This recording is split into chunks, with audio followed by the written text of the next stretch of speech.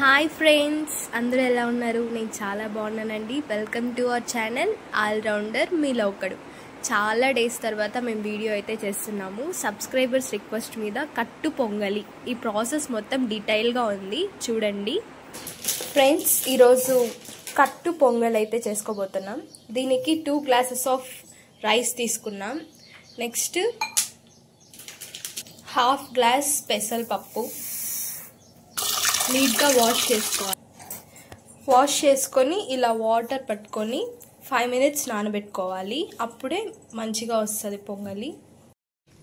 దీనికోసం కావాల్సిన పదార్థాలు: ఎర్రగడ్డలు సన్నగా తరిగినటివి, కరివేపాకు, జీడిపప్పు, కొత్తిమీర, పచ్చిమిరపకాయల తరుగు, అల్లం తరుగు, మిరియాలు, తెల్లగడ్డలు. దీనిలో కొంతమంది చిన్నపిల్లలు మిరియాలు ఈ అల్లం తినకుండా ఏర్పించేస్తూ ఉంటారు. అలా ఉండకుండా ఉండాలంటే ఈ మిరియాలు అల్లం 2 పేస్ట్ చేసుకొని వేసేసినారంటే ఆ రైస్తో పాటు కలిసిపోతుంది కాబట్టి వాళ్ళు దాన్ని కూడా తింటారు. చాలా హెల్తీగా ఉంటుంది.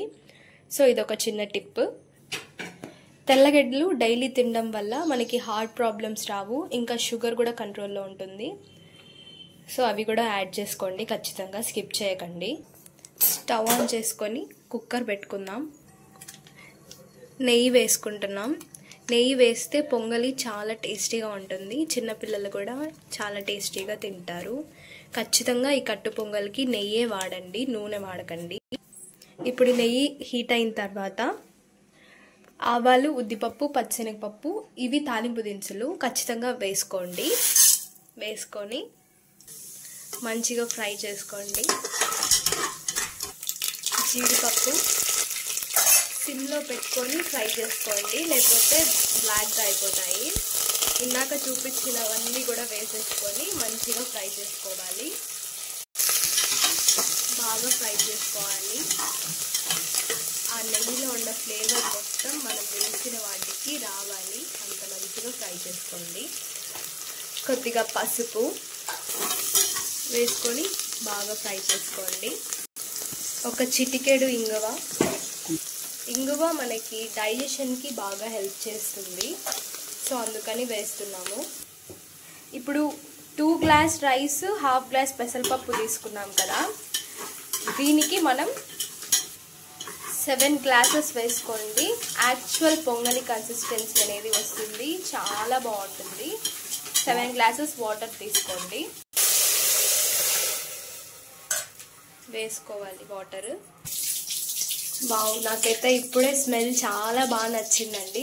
ఇంకా పొంగలి చేసిన తర్వాత ఆ స్మెల్ చెప్పాల్సిన అవసరం లేదు, చాలా బాగుంటుంది. మీరు కూడా మేము చెప్పే ప్రాసెస్ అంతా పాటించి ఇదేలాగా చేయండి. ఇప్పుడు బియ్యం నానబెట్టుకున్నాం కదా, బియ్యము పెసరపప్పు అది యాడ్ చేస్తున్నాము. సండేస్ టైంలో లేదా ఎప్పుడైనా హాలిడే దొరికినప్పుడు మార్నింగ్ టైంలో ఇప్పుడు ఉప్పు యాడ్ చేస్తున్నాం. ఇలా హాలిడేస్ టైంలో, సండేస్ టైంలో మీకు ఖాళీ దొరికినప్పుడు ఇలా మంచిగా మన టేస్ట్కి తగినట్టుగా, రోజు హడావిడిగా వెళ్ళిపోతుంటాం కదా, అలా కాకుండా మనకు టైం దొరికినప్పుడు మనకు నచ్చిన వంట మన చేత్తో మనం చేసుకొని, లేకపోతే మన ఇంట్లో మమ్మీ వాళ్ళు ఉంటే వాళ్ళ దగ్గర చేయించుకొని అది టేస్ట్ ఆస్వాదిస్తూ మంచిగా మూవీ పెట్టుకొని చూస్తా హ్యాపీగా చిల్ అవుతా తిన్నామంటే హెల్త్కి హెల్త్ ఉంటుంది, అలాగే టేస్ట్కి టేస్ట్ కూడా ఉంటుంది. చిన్న పిల్లలు, పెరిగే పిల్లలు ఉంటారు కదా, 6 months 1 year అలాంటి కిడ్స్కి కూడా ఇలాంటి బ్రేక్ఫాస్ట్ పెడితే గాన వాళ్ళకి చాలా న్యూట్రిషన్స్ అనేటివి దొరుకుతాయి. మనం చూస్తుంటాం న్యూట్రిషియస్ బ్రేక్ఫాస్ట్ అలా అనేసి మనం వెతుకుతూ ఉంటాం ఏం పెట్టాలి అనేసి. సో ఇది మనకు ఆల్రెడీ తెలిసిన రెసిపీసే. దీన్ని మనం పెట్టామంటే వాళ్ళకి చాలా న్యూట్రిషన్ అనేది దొరుకుతుంది. సో ఖచ్చితంగా మీరు ఇలాంటివి ట్రై చేసి పెట్టండి, చాలా బాగుంటుంది. 5 to 6 విజిల్స్ అనేటివి రావాలి, అప్పుడు దాకా కుక్కర్ ఆఫ్ చేయకండి. ఈ పొంగలికి కాంబినేషన్ వచ్చి పల్లీ చట్నీ, అదే అండి శనగగింజల చట్నీ. దీనికి శనగగింజలు, తర్వాత పచ్చిమిరపకాయలు, మంచిగా వితౌట్ ఆయిలే ఫ్రై చేసుకొని తెల్లగడ్డలు, ఎర్రగడ్డ, చింతపండు వేసుకొని చట్నీ చేసుకుంటాం. చాలా బాగుంటుంది దీనికి సైడ్లో. మరి ఎక్కువ చింతపండు వేసుకోవద్దండి, చూడండి ఇలా కొద్దిగా వేసుకోవచ్చు చాలు. చట్నీకి తాలింపు రెడీ చేస్తున్నాం.